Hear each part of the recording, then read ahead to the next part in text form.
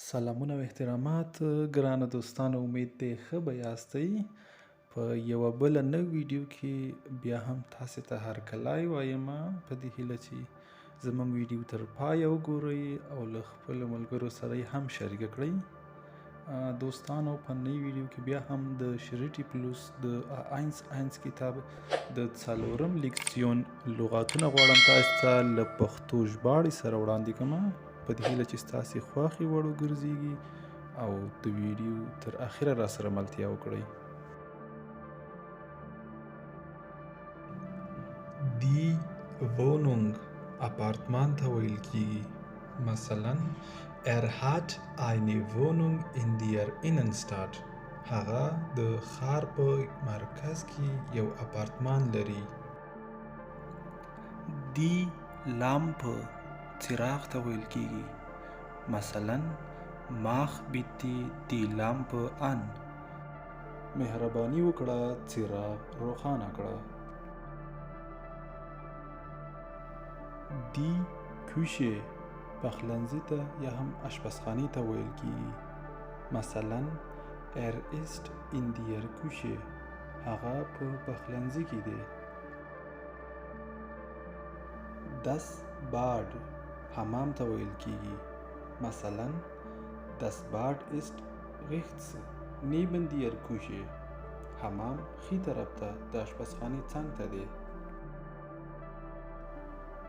alt زوړ یا هم پخواني ته ویل کیږي.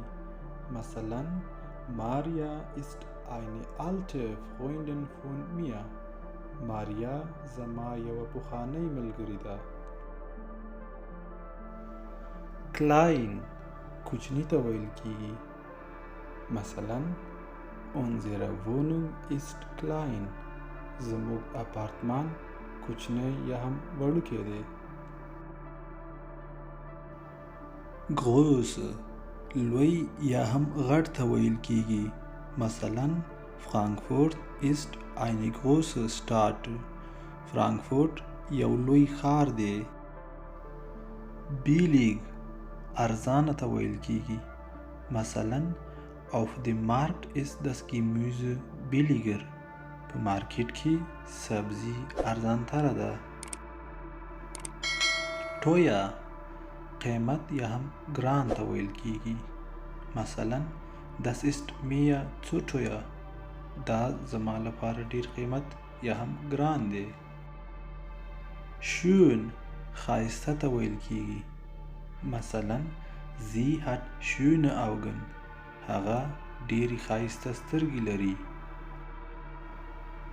hässlich بدرنګ ته ویل کیږي.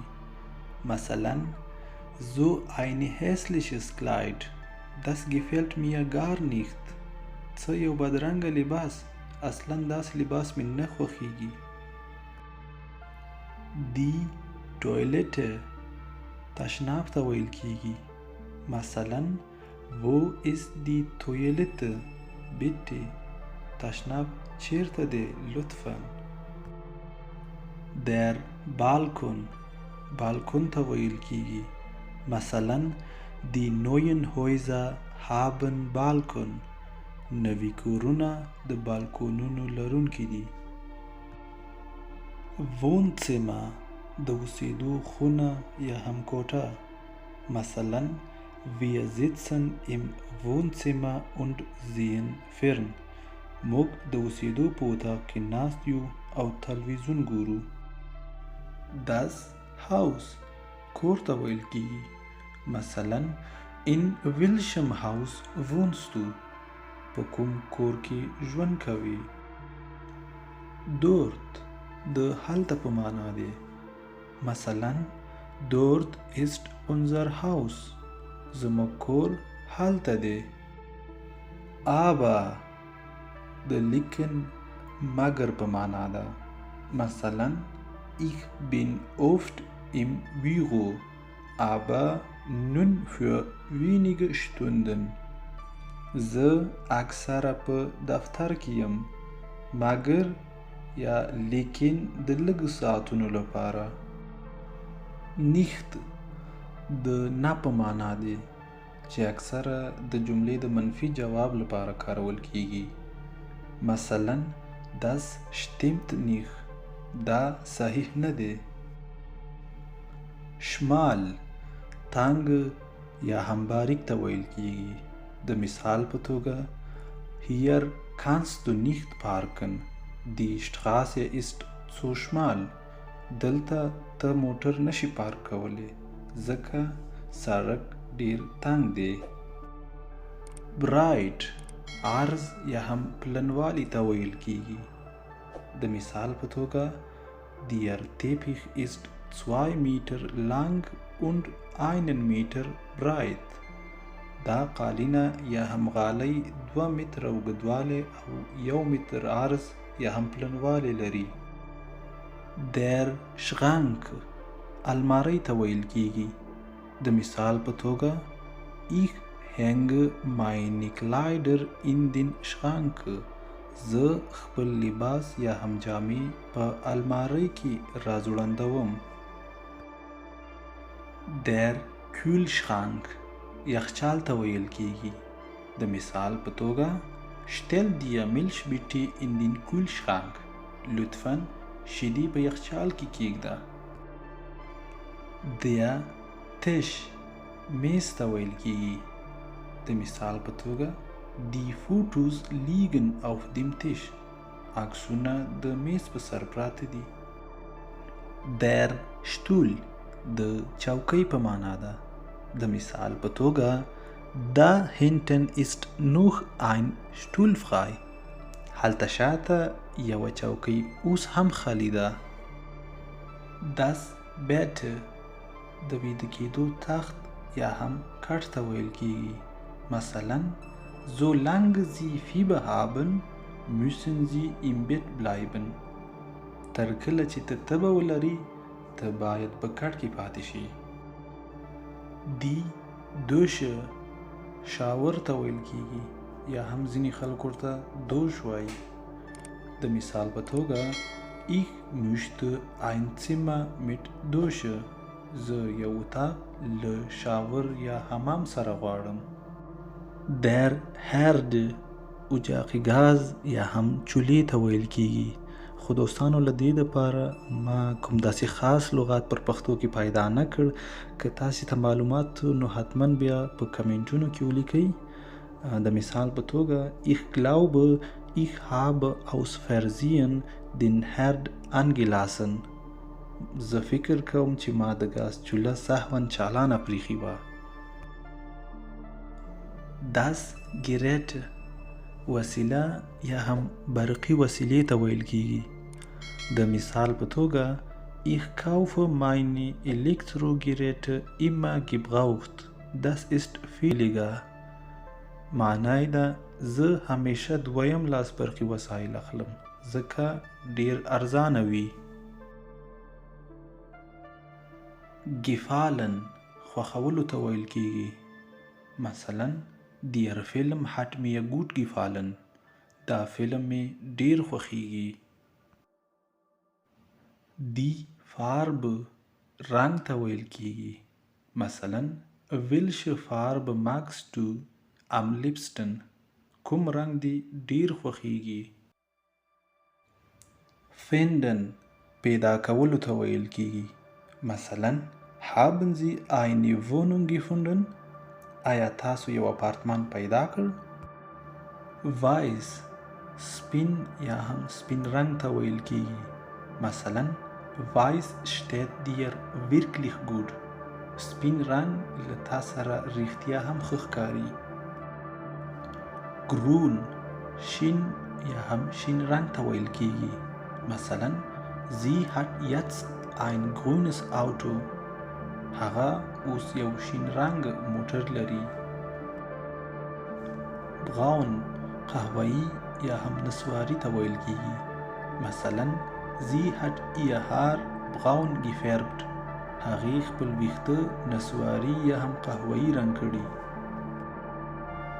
Blau آبي ته ویل کیږي. Rot سور ته ویل کیږي. Gelb زیړ ته ویل کیږي. Hell روښانه ته ویل کیږي.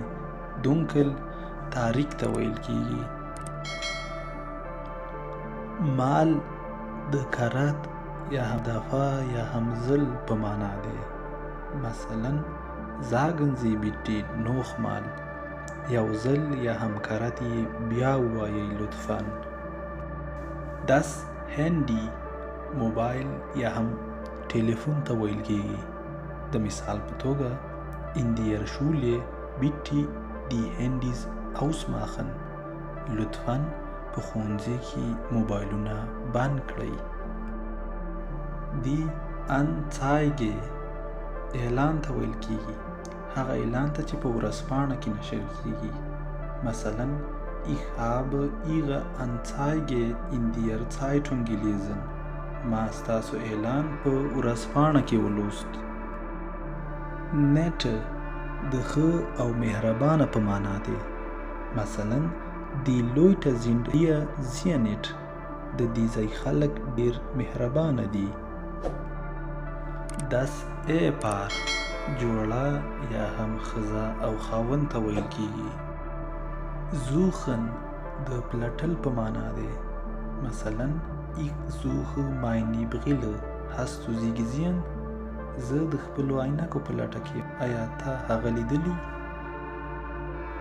vermieten کرایه ته ویل کیږي. مثلا die Wohnung ist schon vermietet. د اپارتمان په کرایه ورکړل شوی دی. das Apartment اپارتمان ته ویل کیږي. wir haben ein Apartment gemietet. موږ یو اپارتمان کرایه کړی دی. der Raum اتاق یا هم خالی فضا ته ویل کیږي. مثلا wie viele Räume hat die Wohnung. دا اپارتمان څو اتاقونه یا هم خونې لري. der Stock طبقه یا هم منزل ته ویل کیږي. مثلا wir wohnen im 3. Stock. موږ په 3 منزل کې ژوند کوو. privat شخصي ته ویل کیږي. مثلا über meine Probleme möchte ich nicht sprechen. das ist privat. زه نه غواړم په خپل شخصي مشکل خبرې وکړم ځکه هغه شخصي دی. ab باد ته ویل کیږي یا هم له دې وروسته. مثلا ab morgen muss ich arbeiten. له سبا څخه وروسته یا له سبا څخه زه باید کار وکړم. sofort فورا سریع یا هم زر په معنا دی. مثلا warum sind Sie nicht sofort zum Arzt gegangen? ولی تاسو زر ډاکټر ته نه وئ تللی. maximal حد اکثر یا هم زیات نه زیات. مثلا wie lange braucht ein Brief? maximal 2 Tage. وایو معنی ده یو نامه یا هم بریف څومره وخت ضرورت لري؟ زیات نه زیات 2 ورځې. die Garage ګراج ته ویل کیږي. مثلا das Auto steht in der Garage. موټر په ګراج کې دی. der Quadratmeter یعنی متر مربع. nur فقط یا هم د یوازې په معنا دی. مثلا ich habe nur heute Abend Zeit. زه فقط نن ماښام وخت لرم. die Miete کرایه ته ویل کیږي. مثلا wie viel Miete bezahlst du؟ ته څومره کرایه ورکوي؟ bezahlen پرداخت کول یا هم تادیه کول.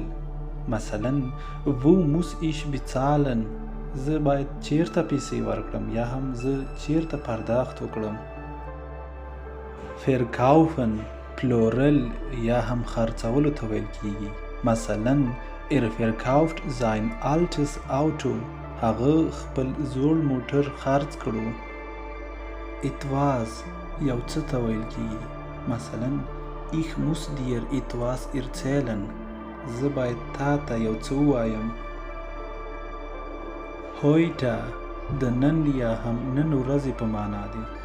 مثلا heute ist ein schöner Tag. نن یوه ښایسته ورځ ده. ungefähr تقریبا په معنا دی. مثلا ich wiege ungefähr 70 کیلو. زه تقریبا 70 کیلو وزن لرم. der Meter د متر په معنا دی. مثلا das Zimmer ist 2,5 Meter hoch. د دې خونې یا اطاق اوچتوالی 2.5 متره دی. lang د اوږد یا هم بلند په معنا دی. مثلا war lange Zeit krank. هغه ډیر یا هم اوږد وخت مریض و. genau دقیق په معنا دی. مثلا دقیقاً. genau das wollte ich sagen. دقیقاً همدا مې غوښتل ووایم. sehen لیدلو ته ویل کیږي. مثلا darf ich mal Ihren Ausweis sehen؟ کولی شم ستاسو پیژندپاڼه وګورم؟ hoch اوچتوالی ته ویل کیږي. مثلا der Berg ist fast 3000 Meter hoch. دا غر تقریبا 3000 متره ارتفاع یا هم اوچتوالی لري. morgen د سبا یا هم سحر په معنا دی. مثلا ich stehe jeden Morgen um 6 Uhr auf. زه هر سحر په 6 بجو پاڅیږم. das Zimmer کوټه یا هم اطاق ته ویل کیږي. مثلا diese Wohnung hat 3 Zimmer. دا اپارتمان 3 کوټې یا هم اطاق لري. neu د نوی په معنا دی. مثلا mein Auto ist noch ganz neu. زما موټر لا تر اوسه نوی دی. kennen پیژندلو ته ویل کیږي. مثلا ich kenne ihn nicht gut. زه هغه صحیح نه پیژنم. hier د دلته په معنا دی. مثلا hier wohne ich. زه دلته اوسیږم. der Monat د میاشت په معنا دی. مثلا ich muss meine Miete jeden Monat bezahlen. زه باید هره میاشت خپله د کور کرایه ورکړم. das Sofa د صوفې په معنا دی. مثلا das Sofa ist neu. دا صوفه نوې ده. der Fernseher تلویزیون ته ویل کیږي. مثلا wir haben uns einen Fernseher gekauft. موږ د ځان لپاره یو تلویزیون واخیست. der Teppich غالۍ ته ویل کیږي یا هم قالینې ته. مثلا den Teppich finde ich zu bunt. زما په اند غالۍ یا هم قالین خورا رنګینه ده. ganz پورا ټول یا هم کامل ته ویل کیږي. مثلا hast du das Buch schon ganz gelesen؟ آیا کتاب دی ټول یا پورا ولوست؟ der Sessel د چوکۍ په معنا دی. مثلا dein Sessel finde ich sehr bequem. معنا زما په نظر ستا چوکۍ ډیرې راحته دي. richtig د صحیح په معنا دی. د مثال په توګه die Antwort ist richtig. دا جواب صحیح دی. Zentimeter د سانتی متر په معنا دی. مثلا einige Zentimeter یو څو سانتی متر. der Garten باغچې ته ویل کیږي. مثلا wir haben leider keinen Garten. متاسفانه موږ هیڅ باغچه نه لرو. die Arbeit د کار په معنا دی. مثلا wie gefällt dir deine Arbeit؟ آیا له خپل کار راضي یا خوښیږي دي؟ circa د تقریبا په معنا دی. مثلا von Mainz nach Frankfurt sind es circa 50 Kilometer. له ماین څخه تر فرانکفورت پورې تقریبا 50 کیلومتره لاره یا هم فاصله ده. der Anruf تلیفوني زنګ ته ویل کیږي. مثلا ich warte auf einen Anruf aus Berlin. زه یو تلیفوني زنګ ته له برلین نه په تمه یم. زموږ ویډیو هم په همدې ځای پای ته رسیږي. دوستانو په دې هیله چې ویډیو مو تر پایه کتلی وي او د خوښې وړ مو ګرځېدلی وي. دوستانو که تر اوسه پورې مو زموږ چینل نه وي سبسکرایب کړی، زموږ چینل در سره هم سبسکرایب کړئ او له خپلو ملګرو سره یې هم شریک کړئ. له تاسو ټولو نړۍ مننه چې زموږ ملتیا مو کوله. تر دې دمه